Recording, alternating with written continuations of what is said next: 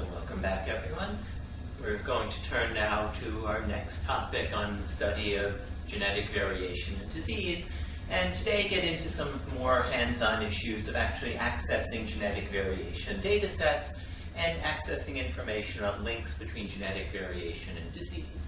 Because at this point, there's an enormous amount of information available on both of these topics that can be of tremendous value to us in working with this kind of data or doing almost any kind of study that depends on genetic variability. So, for example, there is an enormous amount of information now gathered on SNP data, and a lot of this is concentrated in an archive called the dbSNP archive.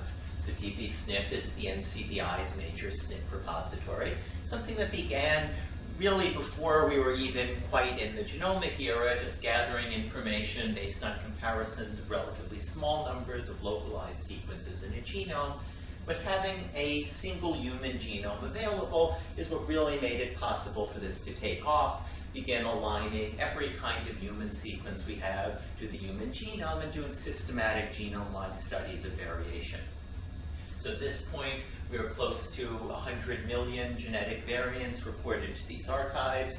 These aren't all correct variants. Some of them may be actually the same variant, and it needs to be consolidated across multiple reports. So the real number of known variants might be a little lower than that, but we're really closing in on having a really thorough systematic catalog of every variant that occurs with more than a small % frequency in the human population. And all of that is now contained in this archive. There are also variants available now for quite a few other species. So this is actually already somewhat outdated information of some of the many species, over 100, and I'm sure it's well beyond 100 at this point, for which large systematic studies of genetic variation have now been conducted, and for which there are libraries of millions or more of Snips. And this includes a huge variety of organisms. Some of these are important laboratory organisms, so you've seen mouse, mus musculus quite a bit. That is one of the organisms for which we have huge SNP libraries. Others would include the brown rat. And some of these are important for reasons that have to do with understanding evolution of organisms. So platypus, close relatives of ours, such as rhesus monkey and chimpanzee, as well as others that are important for more applied, well, typically agricultural reasons, such as cow, corn, rice, and so forth. So this kind of information is constantly accumulating. Huge amounts of it are in the public domain, probably quite a bit more in various private archives at this point. But this is creating a resource that allows us to ask many kinds of questions that previously would have been huge undertakings, where now we can just go see what data is out there and ask the questions we want to ask. So what I want to do is talk a bit about some of the ways we can get access to this information, as well as to a great deal of other information linked to that on genetics and phenotype. So what I'm going to do is go to a familiar tool for us. So this is the gQuery tool. And I'm going to type in a simple query, ApoE and human ORGN. So that is going to search for the string ApoE, happens to be the name of a gene. It's going to look particularly in human entries and get us, hopefully, a lot of information on all the different databases linked to the NCBI data sets that have some information on this ApoE gene in human. And we can see that a lot of the data sets we've looked at before have various results. So the Entree gene data set, for example, has 255 results. Probably one of these is actually the human ApoE gene, and others might be various related or homologous genes. But we also have quite a bit of stuff we haven't seen yet. Some of this we'll return to later in the lecture. So there's a lot of information available on health relevance of this gene. So some of this will be seen, some not. But basically, there today is likely to be a lot of information known on variants in any particular medically important gene that might have some sort of clinical phenotypes or some influence on disease risk or that directly cause a disease. And we can see quite a few of those hits pop up here. But for the moment, I'd like to start with a more generic piece of information, and that is to go to the actual dbSNP database, which is the one listed down here with the SNP tag. And that is going to contain what they would call these It was once known as single nucleotide polymorphisms. Often people use the term simple nucleotide polymorphisms, but basically small genetic variants. And what we can see is a lot of results in this database. So we see a hit here, 1 of 333, it tells us, is coming up at this point. And this will tell us some basic information.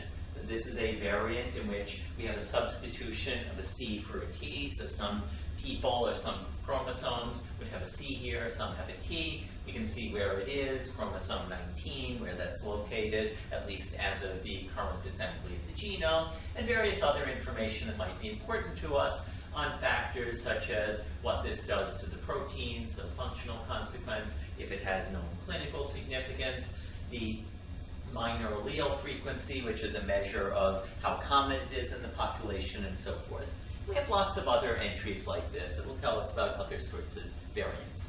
If we click on one of these, we can get to a web page that is devoted entirely to that specific genetic variant. So that one base change in that one gene has a rather large amount of information known about it, and I want to go through some of the pieces of information. As is often the case with these kinds of curated web pages, there is a lot more here than I have time to go into. I'd like to talk about some of the basic things we might care about in looking at this particular gene. So one of the obvious things we might want to know is, where is the variant? We can get information on that. And we can see that there's actually information available on 2 different annotation releases of the human genome here. And it's actually localized in a slightly different position. So it's about 500,000 bases off in one annotation release versus the other. So that gives you an idea of how flexible some of these things are and how much revision even a well-studied genome like the human one continues to undergo in our understanding of it. We can get some information on clinical significance associated with this, so scientific papers associated with this particular variant. And we can get information on the different studies that have reported this variant. So each line here is telling us about one particular scientific study that in some sense looked at this and gave us a report of this variant or something closely related to it. And we can see that this is one that has come up quite a lot of times. Quite a lot of population genetic studies have looked at this particular variant. We can also see some information on the sequence context. So what this means is that this is showing us the nucleotide sequence of that gene in the vicinity of this particular genetic variant. Now, this may be too small for those of you in the audience to see the detailed bases here, but we can at least see that we have some genetic sequence here. And if you can't make it out, there's a little letter Y here in between these 2 blocks of sequence.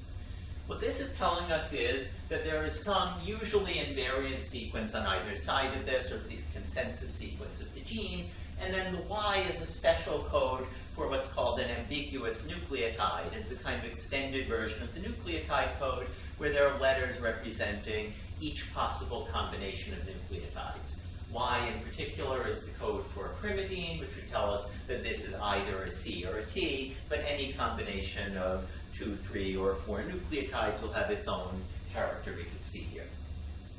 Can anyone tell me why it might be that we would care about this sequence context? Why might we want to be able to easily look up the genetic sequence on either side of our variant? Well, a lot of this would come through because we are often interested in these variants because we might want to develop an assay to test for them. Maybe we care whether this specific variant is present in people in a population. By having the sequence context, we have information we could use to, let's say, identify PCR primers we might use to test for this particular variant. That kind of thing is becoming obsolete more and more often. You would just do resequencing and hopefully get all of the variants in a particular population or individual, but that is still available to us if we want it. One other interesting piece of information, a really collection of information, is shown here. And what this is telling us about is population genetics of this particular variant. So each of these is studying a profile of a particular population group, so a particular group of individuals, typically trying to look in a particular geographic location at a particular racial or ethnic group of study. And that's actually a very important practical medical question. It may seem that this is not something that has any particular significance, anything you would particularly care about. But if you're doing medical studies of genetic variations, unfortunately you do need to pay attention to these kinds of things because there's a very significant problem in trying to identify genetic variants that are associated with disease risk when those variants aren't well distributed among different population groups. So I mentioned this briefly when we talked about the question of how you do association studies, but essentially the problem is that a lot of diseases are not evenly distributed among population groups. And if you have a disease that is overrepresented in a particular population group, so let's say a disease overrepresented in people of Asian descent, then that disease is going to associate with every genetic variant that is overrepresented in people of Asian descent. And so you need ways of controlling for that. And one of the most obvious and simple ones is that you look for variants that are nicely distributed across population groups. In this case, we can see that this is a variant where C is the major allele. That's represented by orange here. That's the more common one. And that occurs somewhere on the order of 90 to 95% of the time across these different population groups. The minor allele T occurs on the order of 10% of the time.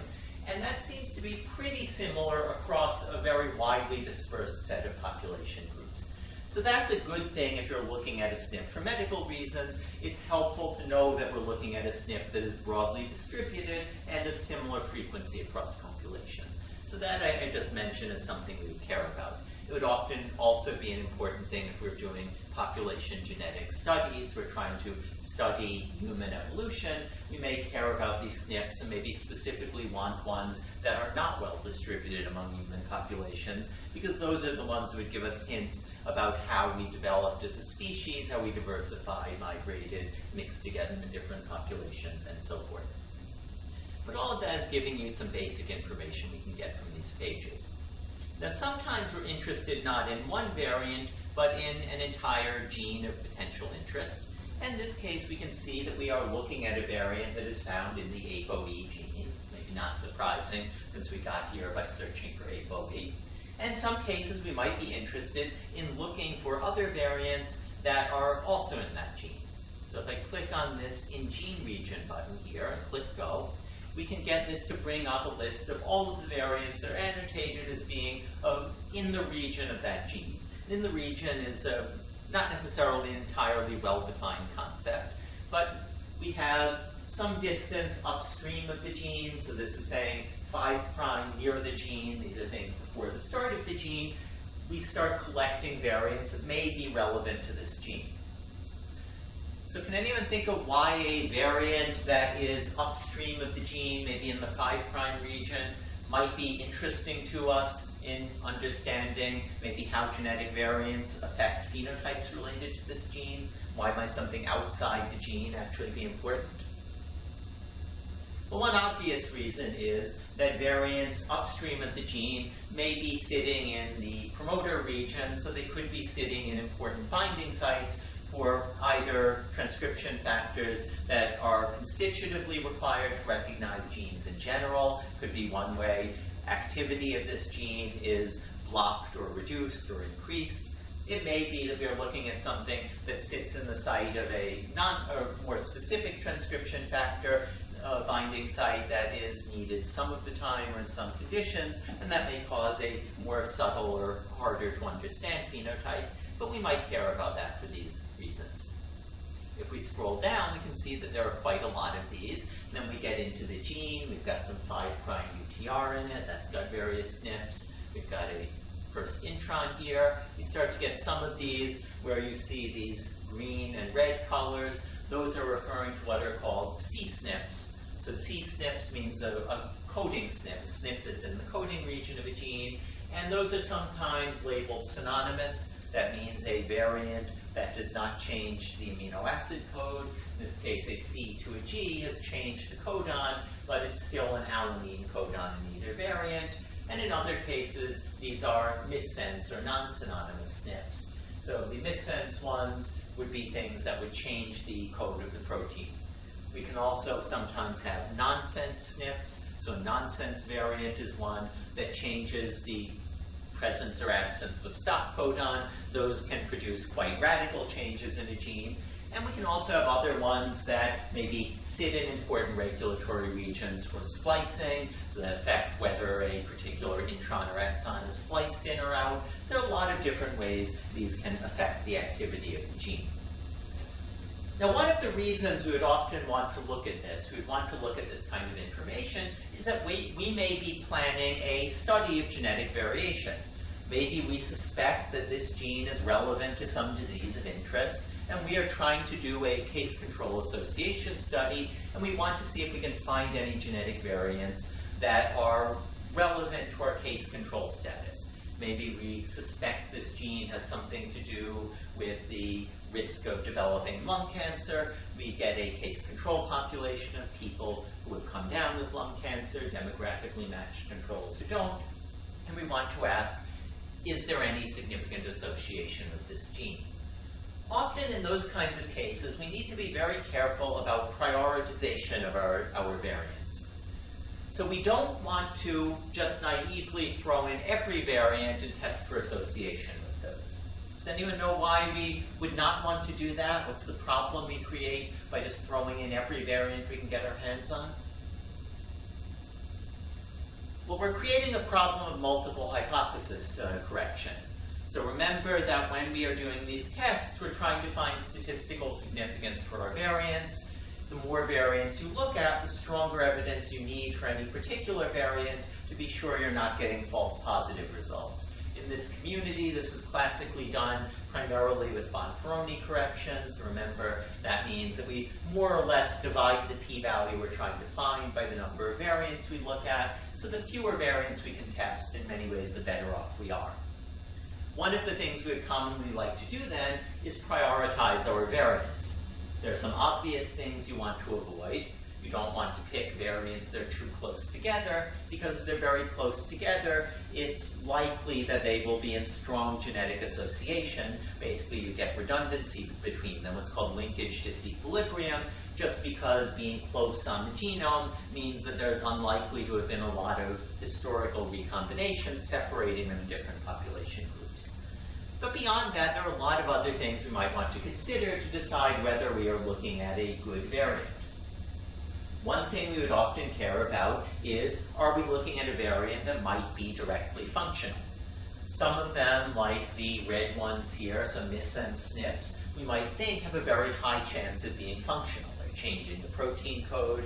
Others that are doing things like blocking a splice site might have an even higher chance of being something that is really dramatically changing activity of the protein and likely to have a phenotype, so we might prioritize those higher. Another thing we often care about is the minor allele frequency that's shown here. Generally, you're not going to be able to get good statistical significance unless you have an appreciable number of examples of both of the alleles or all of the alleles from looking at a more complicated kind of variant. So probably we don't want to use in our studies variants that have a very low frequency in the population. Many of these, there's no reported frequency. It might mean the SNP has only been seen once. No one has actually looked in a population to see how common it is. And most of the ones where there is a frequency, it's actually a pretty low frequency. So we would probably want to go through and find the ones that have a relatively high frequency in the genome. We could, of course, look for other information. So some of these will have an icon that tells us that these are variants that are associated with some kind of already known phenotype. So this little image of a person here is saying that there is clinical information about that variant. It's already known that that variant has a phenotype, typically that causes a disease, and that might be very relevant to us. One other thing we often want to pay attention to is that you can't necessarily trust these reports of variants. Some of these variants end up in the database because lots of people have sequenced the same regions of genome, and one of them just happened to claim that they saw one sequence where you had a different version of the particular base, than was reported in all of the other sequences that have been reported for that site. That may indeed be a genuine variation. It could be a mistake. And some of these will have these little icons shown here that are telling us about the evidence supporting a particular variant. If we scroll up, we can get a key for what these different icons mean. And we can judge how some of these may be better or worse evidence for particular variants. So some of these are known because multiple submitters have reported the same variant. That would be pretty good evidence. There is an actual genuine variation there. In other cases, submitters have done their own validation. Some of them have been studied in large-scale population studies, and in those cases we're likely to have good allele frequency information and good indications of whether this has been observed enough times or across enough populations that we really believe this is a genuine variation. In other cases, we might have evidence in the opposite direction. So some of these are annotated as being particularly worrisome because it's suspected that these are artifacts of misassembly of the genome, that there is somewhere else in the genome a similar region of genome, what's called a paralogous region, and it might be that a sequence read from the paralogous region was mistakenly mapped to this region, and then differences between the regions could falsely show up as genetic variants. So all of these, again, are things we want to pay attention to. We don't want too many variants. We don't want them too close together. We want variants that have high population frequency, good distribution among populations. We want variants that have believable evidence behind them. And ideally, we want variants that we think have a good chance of producing a phenotype, although, of course, in even the best case, you are only finding statistical association, and all of the variants in a local region are likely to be in at least weak association with each other, so you can't really be sure, even if you find an association with a clinical variant, that you are looking at something that's actually causing a phenotype of interest, or vice versa. So all of that is just some of the things we might be interested in looking at here. And so, as is always the case, there's a lot more information. You can get to a lot of ways of trying to screen or prioritize. I would recommend you work on this on your own, play around with some of these things, and see what you can learn just by working with these. There are some other things I wanted to show, though, that may be particularly useful in working with variants. And one of them is that there are a lot of other ways of getting to a genetic variant. So what I'm going to do is open a page here that we should all recognize by this point. This is the front page of the NCBI map viewer. So one of the ways we would often be interested in tracking down variants is looking on a genome browser. So it may be, for example, that we are trying to plan a study of genetic variation across a larger region, or if we find a genetic variant that is associated maybe in a low-resolution scan at a whole genome level, we might want to see what else is in the vicinity of it on a genome, see what genes might be close enough to be in linkage disequilibrium with that. And all of that gives us reasons we might be interested in looking at variants in the context of a genome. So what I'm going to do here is click on Advanced Search. I'm going to search for the gene ApoE here. So this is the gene we've been looking at. I will clear everything except the gene annotation here. And we will search for annotations of the ApoE gene. And then we can see that's bringing up a couple of different hits. Turns out some of these are spurious hits. They're related gene, not the actual ApoE gene. But here we've got the ApoE gene. Click on that. That is on chromosome 19, as you might have noticed previously, and we can bring up our ApoE gene sequence. So we'll scroll down a bit here. We should see the ApoE gene, and there it is. And one of the things I wanted to illustrate is that we can use additional annotation tracks, as we had seen when we looked at genome sequences, to understand what other information is associated with this. So if we click Maps and Options here, what we can see is that there is, let's scroll down here a bit,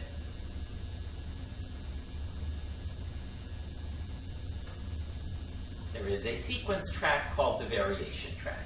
So I click here, put the variation track on here. We can verify that that has been added to our or map view, and we can click OK here, and then this should bring up an annotation of genetic variations. So each of these labels, RS followed by a long number, refers to a reference SNP. These are accession numbers into the dbSNP database. So you could take any of those numbers, go into dbSNP, and that would tell you there was a page devoted to this SNP. As is often the case, the more you zoom in, the more level of detail you're going to see. So if we zoom in to a very close range within this particular piece of genome, we can see that there is quite a lot of variation here. We saw before just a hint of how many variants are known just in this one gene, and here we're seeing a collection of some of the variants that are known just within a single exon of that particular gene. This is something that is not specific to the NCBI map viewer. This might be one way we could get at this information, but let's look at another one you should also recognize. This is the entry to the Ucsc browser. In many ways, this is a much better browser for looking at this particular kind of information. It's not as directly linked to the NCBI resources, but really has quite a lot of information on genetic variation. If I click a search for ApoE, we'll bring up the ApoE gene here. Click on the link. And then we should get a map view page devoted to the ApoE gene. So here we can see our ApoE gene, and we have a lot of tracks of annotation. And if we scroll down, we can look at some of these and identify tracks of annotation that may be specifically interesting for studying genetic variation in this gene. So I'm going to hide some of the ones we have open now that are just not really relevant to what we're talking about at the moment. I'm going to hide the comparative genomics. And I'm going to bring up some genetic variation tabs. You can see that here there are quite a lot of different genetic variation tracks of annotation available to us. Some of these are more or less the same things from different versions or different releases of the genomes. So we've got common Snips in version 141 and 137 and 138 and 135. Generally, you're not going to need all of those, but let's pick the most recent annotation. So we can put on common Snips and maybe common Snips. So what I'm going to do is bring those up at a dense level of annotation. I'm going to bring up, say, all Snips. So those also dense level of annotation. I will look for, let's say, the flagged Snips, and maybe for whatever reason you're interested in flagged Snips. These would be ones that have some annotated, typically medical information. Maybe we want full annotation on those ones. And there are various others we could pick up. Maybe we care about structural variation. I'll make a squished view of that. And once we've done whatever we want to do here, we can pick a refresh, and we can see what information is available on genetic variations in this region of the genome. We can see some basic information on all of the variants associated here. So each of these little bars would tell us about a variant known in this particular gene. The color code is the same as we've seen before. So red would tell us this is a non-synonymous coding variant. Green would tell us this is a synonymous coding variant. Black would typically mean something that is not at least obviously functionally significant. I will say it's unfortunate they use red and green. I know if anyone out there viewing this is colorblind, you can't tell the difference between those, but that's often the way these things go. But hopefully that will at some point be corrected. But you can at least get that information, see what variants are available in this entire genome. We can also see structural variants, so we've talked about those. Those are not as common, but can can occupy quite large portions of the genome, as we see here. And we can get information on flagged variants. So flagged variants, remember, are the ones that have some clinical association. So we can see that this is a pretty medically important gene. There are quite a lot of variants here that are known to have some clinical relevance. So the variant produces some phenotype, probably they're related to disease risk or maybe directly cause a particular disease. So all of that is showing you again that a genome browser can give you a lot of information on variants associated with a gene. and also allow us to appreciate how these things function at larger scales of resolution, so we could maybe understand what is going on between multiple genes, what's going on between at the scales of large numbers of genes in parallel, and see things like these large structural variants, how those might be associated with large sets of genes or large regions of the genome that might be implicated in genetic variation at that kind of structural scale. So any questions about any of this at this point? Okay, so that basically is giving us some of the ways of finding information about genetic variants. I want to go back to the slides for a moment to talk about some issues where I'm not going to bother going through specific databases because there's not a whole lot we can do just working at a computer here in class. And that has to do with some of the information now available on population genetic studies. Like so much of what's going on in this field, population genetic studies are really a moving target. There are constantly new studies coming online, always looking at, well, not always, but often bigger and bigger populations, more and more remote population groups, more diversity of different groups of people, larger numbers of people per population, and different study designs like this are useful for asking different kinds of questions. A lot of this really got started at a systematic scale through a big project called the Hapmap Project, which was basically proposed almost immediately after the human genome sequence became available, with the idea of systematically cataloging genetic variants in the human genome. Went through a series of different phases, looking at more and more variants and more individuals, getting some of the really first large-scale whole genome systematic data on genetic variation across human population groups. This was an enormous driver of work in population genetic studies, so understanding human genetic variation, how we emerged and evolved as a species, and also a very important thing for facilitating some of these genetic association studies, some of the more directly disease-related studies that have dominated so much of the field. There were a variety of other projects over the years, and more coming out all the time, each of which would have its own unique study design relevant to asking some kinds of questions.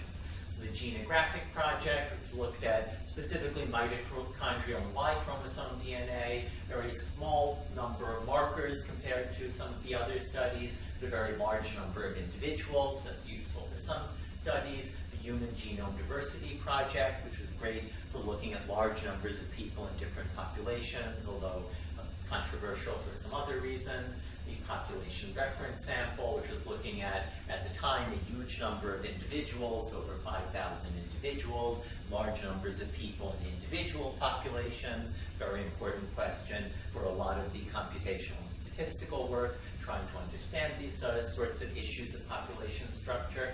And probably the best for a lot of purposes at this point is something known as the 1,000 Genomes Project.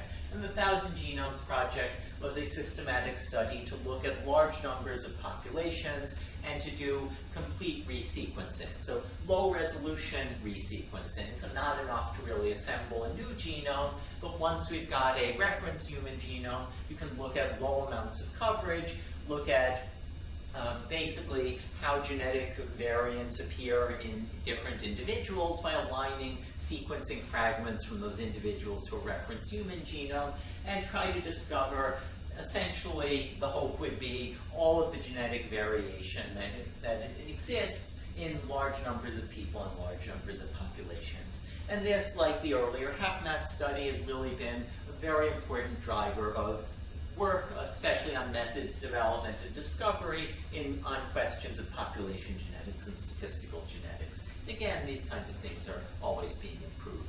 So the Hapmap has a web page you can go to. This you might have seen was linked with the DB SNP resources. We could find out when looking at a SNP, if we were looking at a SNP that was profiled in Hapmap populations. It has its own web page you could go to. If you wanted to download all of the Hapmap variant information, you can do that. And it has its own integrated genome browser where you can get detailed information on all of the SNPs they profiled, how these are distributed in different population groups to get specialized kinds of information relevant to these genetic studies.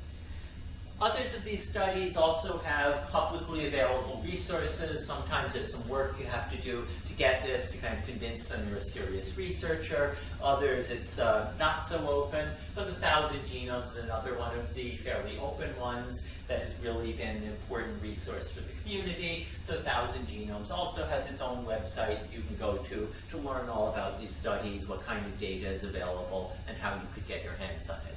Class, of course, I can't go into too much detail about how we would do this or really demonstrate what you could do with thousands of whole genome sequences, but at least if you want to know where you can get this, then you can, at least in principle, on your own apply some of the kinds of analyses we talked about previously in this class. All right, so that basically is what I wanted to say about that topic. And what I would like to do at this point is talk about another resource that is of particular interest to us.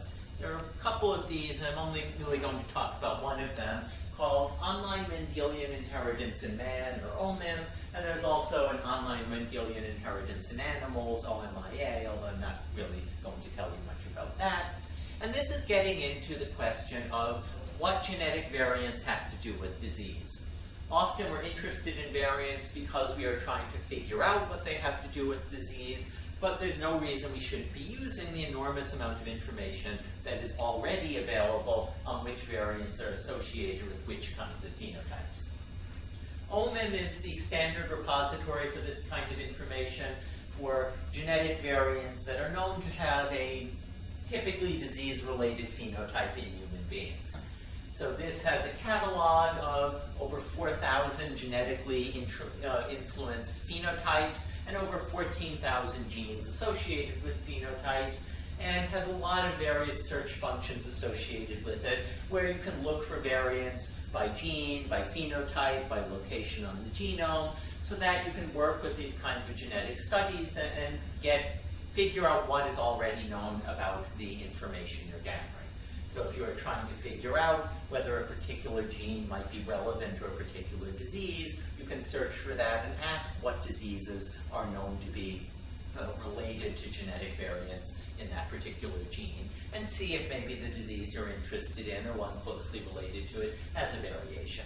You can search by phenotype, so again, that would usually be a disease, so you can type in a disease and you can ask what are all the known genes and genetic variants associated with that phenotype.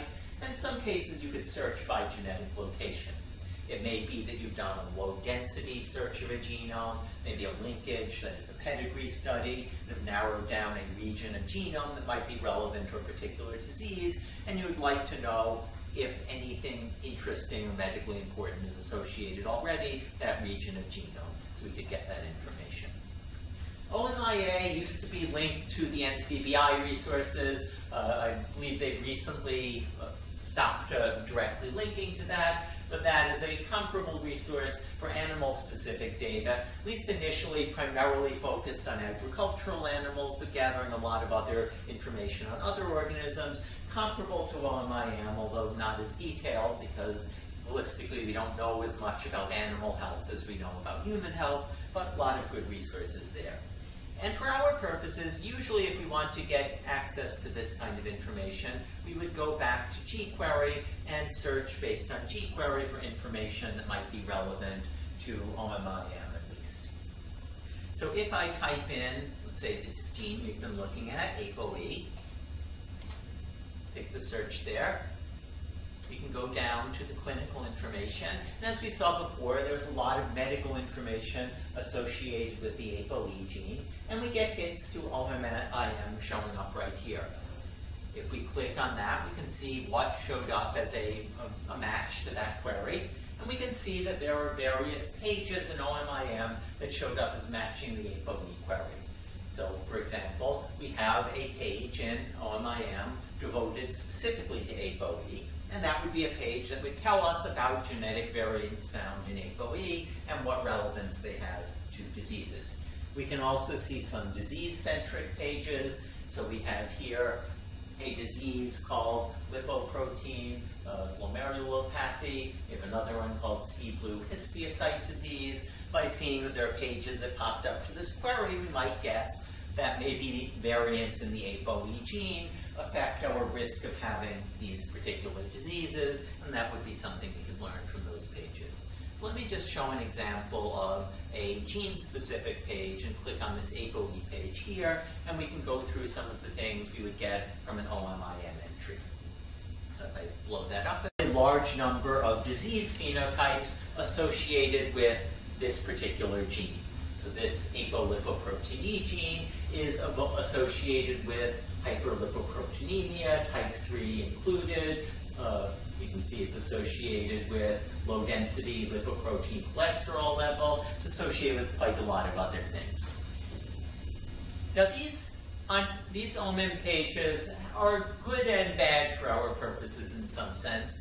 They are good in that they have a ton of information. If you want to know about genetic information associated with a variant in a gene, OMIM will often have a fantastic resource to learn all about what is known, what literature is associated with what is known, how could you get more information, what other databases can tell us things about this gene.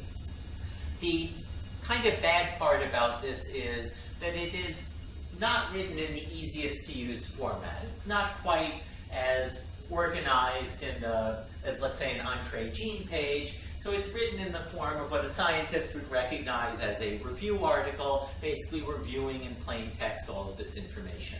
So you do kind of have to put in the effort to read through this, learn what is known about this if you really want to understand the genetic basis of ApoE-related diseases. And one thing you should be able to get as I start scrolling down here is there can be a ton of information here. So I could hold this down, keep this going for quite a while, but I do want to show you some other things on this page. So what I'm going to do is skip ahead here and get to one piece of information that is kind of nicely organized here. Let me scroll a bit here. So this will usually have a nicely organized section on what they call allelic variants. So the allelic variants are basically the specific variations in this gene and the specific diseases associated with them. So we can see that there is an isoform they've labeled 0.0001, and this one you can see is produced by a particular SNP, dbSNP entry RS7412. You might remember that we had noticed that one before, and this changes an arginine in position 158 of the sequence to a cysteine. We can see there is clinical information known about this, and we can get quite a lot more information on what exactly is known about this particular variant and how it's linked to a particular phenotype or set of phenotypes. All right, so any questions about any of that? There are some other interesting things I want to show you that you can get out of this particular data set. And what I'm going to do is scroll back to the top here. What I want to look at here, I think I will have to shrink the page a bit to get this to come up. But look at this thing that is labeled here. I know it's probably not readable to everyone at this point. Clinical resources. I'll click on this. And I'm going to click on a label called Gene Tests. So this is something that I think is really interesting to illustrate for what I imagine are many of you who are pre-meds, who are interested in medical work. And what we can see here on this page is links to all of the different places you can go for genetic typing that would tell us about genetic variants associated with disease in this allele. So we can see that various companies now offer genotyping of this gene. As I mentioned, ApoE is a really medically important gene, and we could go to any of these resources, and if you were a doctor working in a clinic, more and more often, that is part of your practice. You would want to look at a patient's genotype, and if a patient maybe had reason to believe they were at risk or had a phenotype that might be suggestive of risk of disease, or a family history suggestive of risk of diseases caused by ApoE variants, you could go to these different resources, order a test, and then potentially adjust your clinical decisions for that patient based on this information. This kind of thing is already now part of clinical practice. It's kind of a simple version of what we call personalized medicine. And it really is just the tip of the iceberg, I think many of us in the field would assume, compared to what we're going to be able to do now that it's becoming practical to really resequence anyone in a clinical setting. So at least in practice, it's no longer that hard to resequence a particular person, align their reads to a genome, see what their genetic variants are, and in principle look for the variants that might have some kind of clinical relevance. The problems in that are actually no longer the sequencing technology. The first problem is informatics. No one has quite figured out all the algorithms and statistics needed to put this in a usable form in the hands of doctors. And the other problem, which I hope we are working on today, is education. Not many people in the medical field would actually know what to do with that data, even if you handed it to them. And hopefully, those of you out there watching this will be among the new generation of medical professionals who are going to know what to do with this data, not just the data we have today, but what's coming down the line in the future. So that's kind of why I mentioned that. One other thing I'll just show briefly is that we can look at a phenotype page. So I'm going to blow this back up again. You can see that on this ApoE gene page, we have various phenotypes that have their own pages. And I'll pick a page associated with what's called Alzheimer's Disease 2. So Alzheimer's disease turns out to have a genetic association with this ApoE gene, and we could get information on that from the point of view of the disease rather than the point of view of the gene. Very similar otherwise to the kind of page we were just looking at before that's more gene-centric. So some of this is the kind of information we would be able to get from a study of ApoE, and in particular the kinds of information that OMIM is able to give us about these sorts of genetic genotype-phenotype associations. So there's a lot more you can do with this that I'm not going into here. Different ways of searching, so searching by gene, searching by phenotype, searching by genetic location. I hope this gives you an idea of some of the valuable things that are available in this kind of resource. And again, there are other resources I'm not going to talk about, like OMIA, where we can get this kind of information beyond the human case for other kinds of organisms. Now, as I mentioned when we talked about the question of whole genome sequencing, often model organism communities kind of do their own thing, and for better or worse, this is one of the cases where often the information on links between genotype and phenotype are handled very differently in different sorts of model organism communities. And so if we want to really appreciate genotype-phenotype associations, or look at how we would get information about them in other organisms, very often, if it's a well-studied organism, what we really want to do is go to the genome resource for that particular model organism. And I'm going to briefly show some examples of that. So here we can bring up one organism we've seen before. So this is the Jackson Labs Mouse Genome Informatics, or MGI site. This is the place we would often want to go to learn about associations between mouse genetic variants and phenotypes. Mice have an ApoE gene, so I will search for that gene. We can see that brings up various hits here. I will open that gene, and we get our mouse ApoE page. So again, this is a lot like an Entree gene page, but focused specifically on the things we would care about with respect to mice.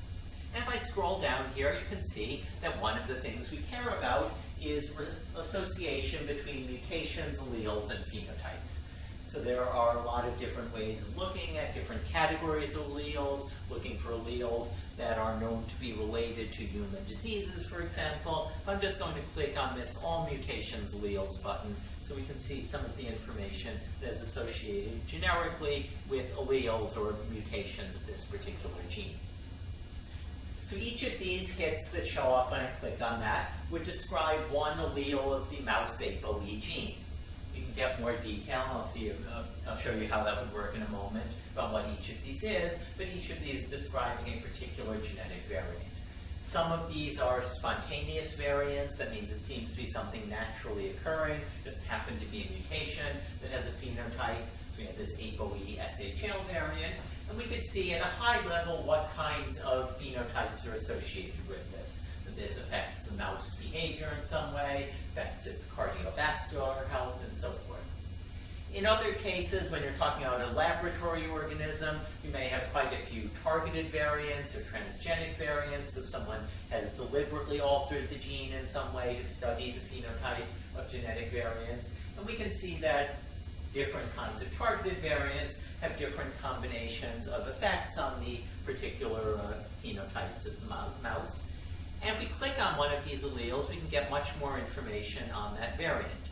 So we can see exactly what this one particular variant is doing. If we wanted to click into that, we could see exactly what was changed in this variant. It's a spontaneous one, so this is probably going to be a relatively minor change.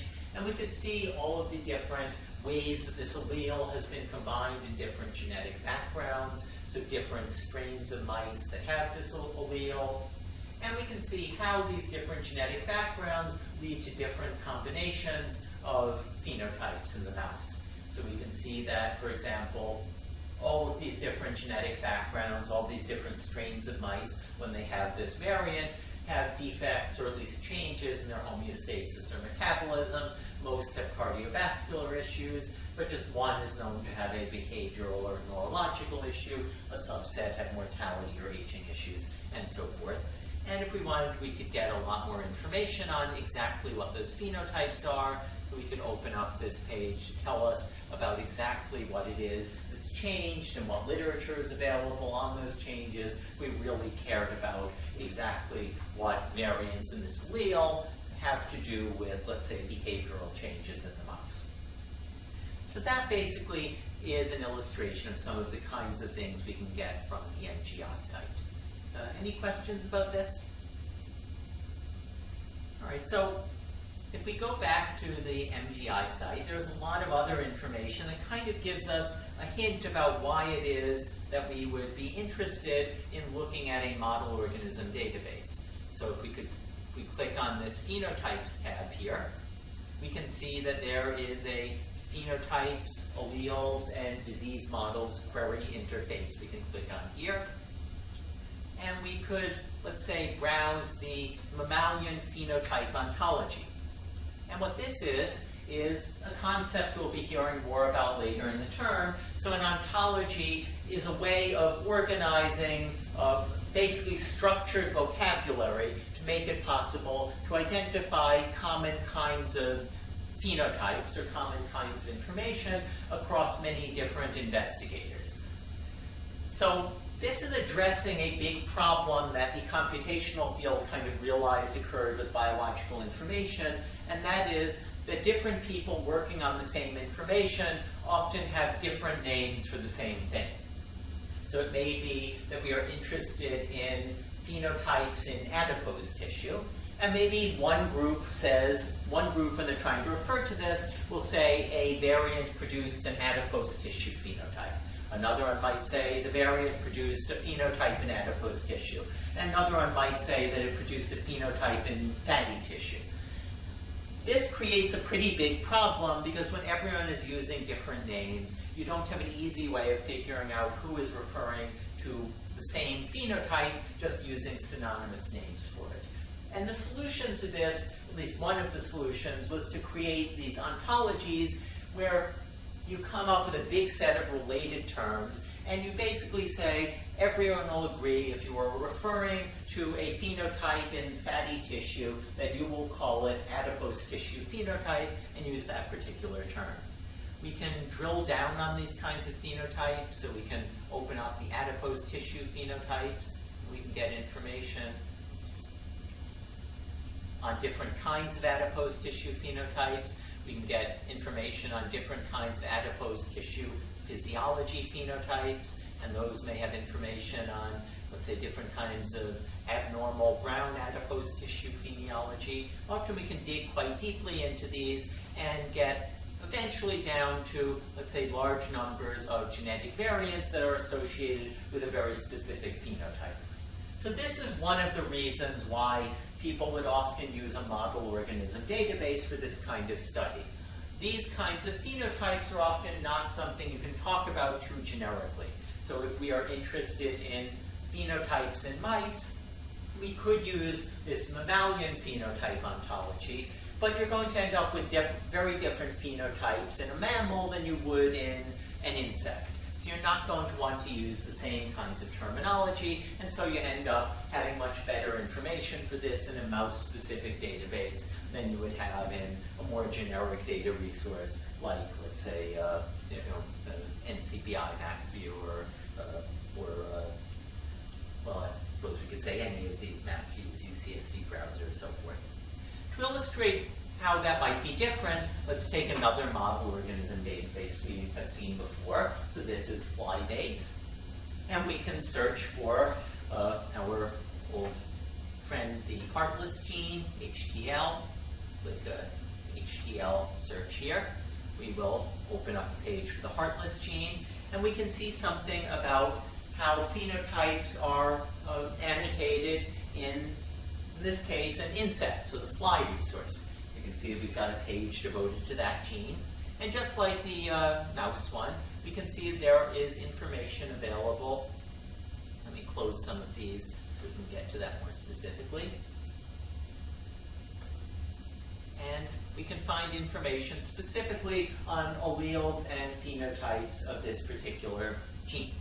We can open up a summary of allele phenotypes, and we can see that the heartless gene in fruit flies has a number of known alleles that are associated with different kinds of phenotypes.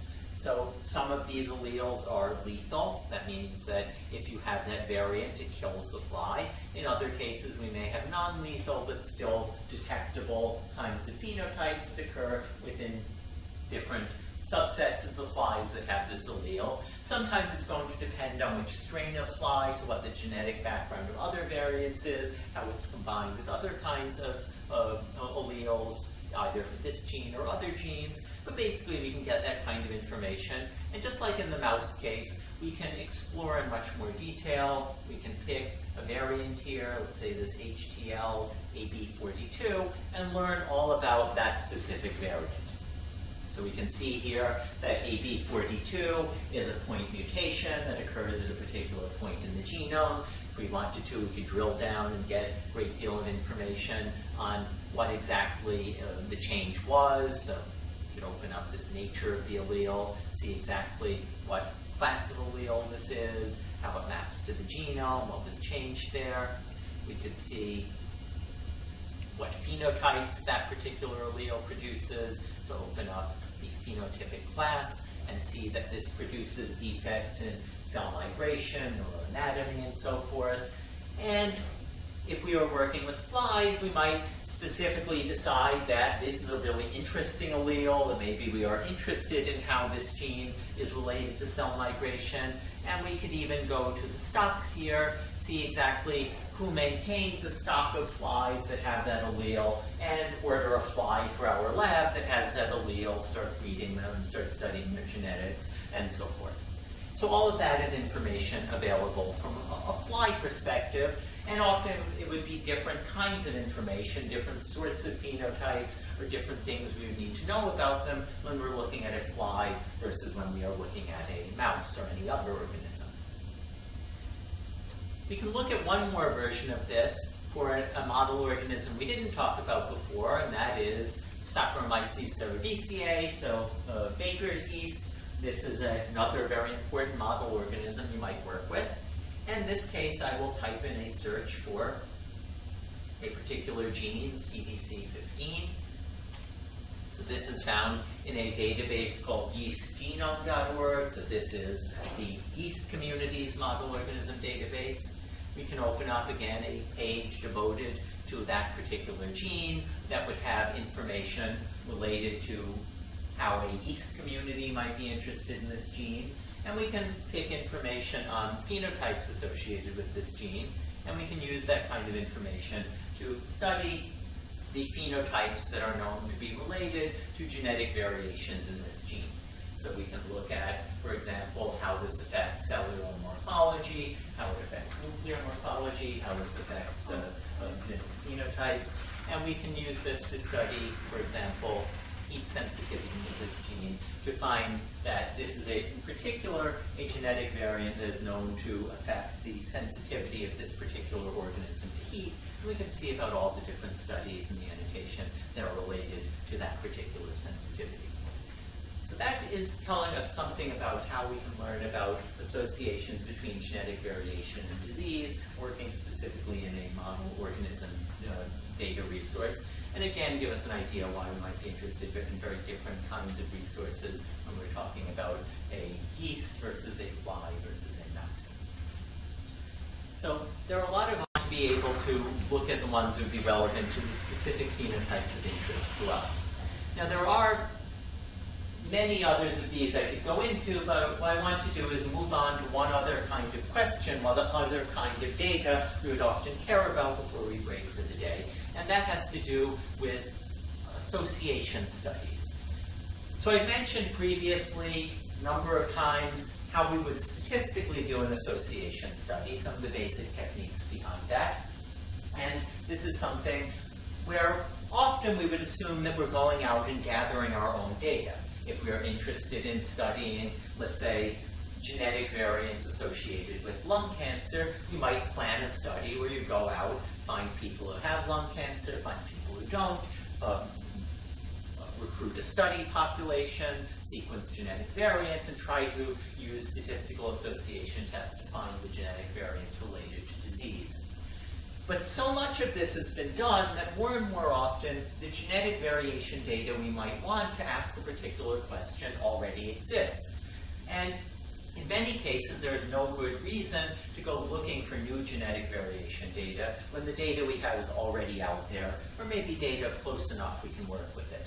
In some cases, you can actually do quite a lot better by going to the resources that are already out there than trying to do your own study, either because you may not have the resources to gather a new population, do all your sequencing, or you can do meta-studies where you collect information from many given studies and can often get much more data available than would be feasible in the novel study. So to show how that works, I'm going to go back one more time to the gQuery resource. So let me bring that up here. And I'm going to type in this case, a disease we might be interested in studying. And I will type in diabetes here. So let's say we're interested in the genetic basis of diabetes. So of course that is going to hit on a lot of things. It's a very important, well-studied disease. We're going to have links to information about clinical relevance of that. But I want to focus on one specific one that's very important if we are trying to do novel studies to discover new associations rather than rely on the ones that are already known. And that's a resource here called dbGaP. So dbGaP is a resource that tells us about association studies or other kinds of genetic genotype-phenotype studies that have been done that might give us information about questions like genetic variants related to a disease phenotype. In this case, we can see that there are 187 studies that have some relevance to the term diabetes. And this is one of these things that is as much a policy advance in driving computational biology and other related topics of research, much a policy advance as a technological one.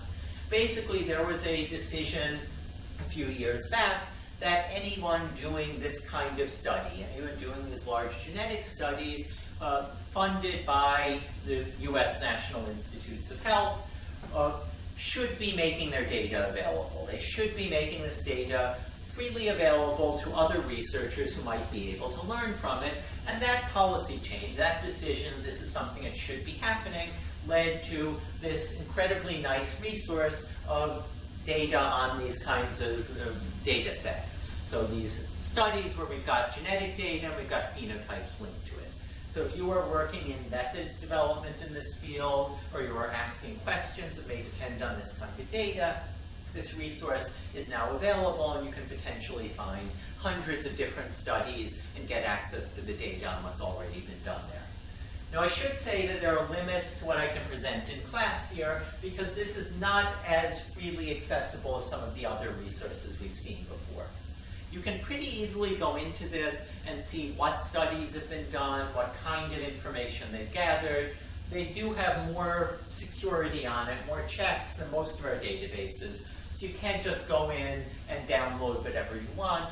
You kind of have to convince them that you are a serious researcher, that you have a serious plan for studying this. This is done because genetic information is sensitive. There are a lot of privacy concerns about people participating in this study, releasing their genetic information. Essentially, it's very hard to anonymize genetic data. Unlike some other kinds of studies, you can't just take a data set, put it out without someone's name attached to it and say this is anonymous.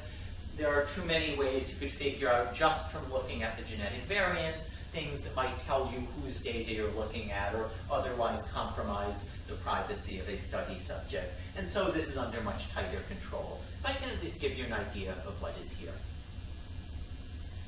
So one thing we can see is that there are various types of studies. We had talked about a couple of types of studies. We had talked about family, that's more or less the same as the pedigree studies I've talked about previously. We had looked at case control studies. We have some case control studies in here, and various other study designs I didn't talk about that can be used in other ways to learn about genetic bases of diseases.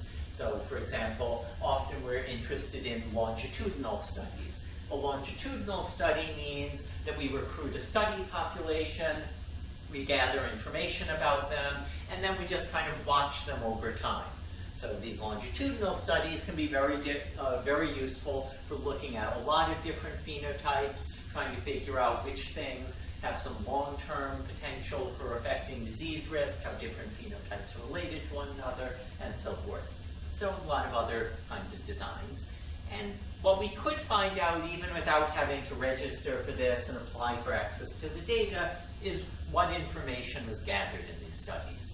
So if I click on, let's say, the variables tab that says V here, in this study of metabolic syndrome in an island population, you can click on this, and we can see all of the different variables that were studied. So this was a study in which they had looked at an island population. We have to look into this to see exactly what that means, what island population they were talking about. They had gathered genetic data on a set of subjects in this population, and then gathered data on different phenotypes that might be related to metabolic syndrome. So basically, a collection of phenotypes were related to metabolism and some of the important diseases of metabolism, including diabetes. So, for example, we can see that there is information on cholesterol levels in this population, information on gout, so medications that people might be taking that are relevant to the phenotype of gout. And we can click on one of these and see exactly what information is there, and at least in an aggregate sense, see how this is distributed among the population. So here we can see information on the cholesterol measurements across this study population, and see that a phenotype that may be of interest to us if we are also looking to study diabetes or maybe looking at other phenotypes that might be related to cholesterol level. And then if we thought we had a really good reason to be looking at this, a significant scientific question we were trying to ask, that these people's data might be able to answer, then we could apply to get access to this cholesterol information and to get access to the genotypes of the different people who went into the study, and maybe use our own new methods to find stronger associations between genetic traits and cholesterol, or co-associations between genetics, cholesterol, and diabetes risk, or whatever we wanted to find. So this kind of data is accumulating at a very rapid rate. So more and more often, if you work in this field, you're going to be able to do these kinds of studies or meta-analyses of many studies, working with already existing resources rather than having to go out and gather your own. Right, so I know we're about out of time here, but I hope that gives you at least a general idea of just a few of the many resources available for understanding what genetic variations are known, how those are linked to phenotype, and maybe how we can learn more about those questions and even discover our own novel links between genetic variation and phenotype. Any questions before I break for the day? Okay, then I guess we will stop there.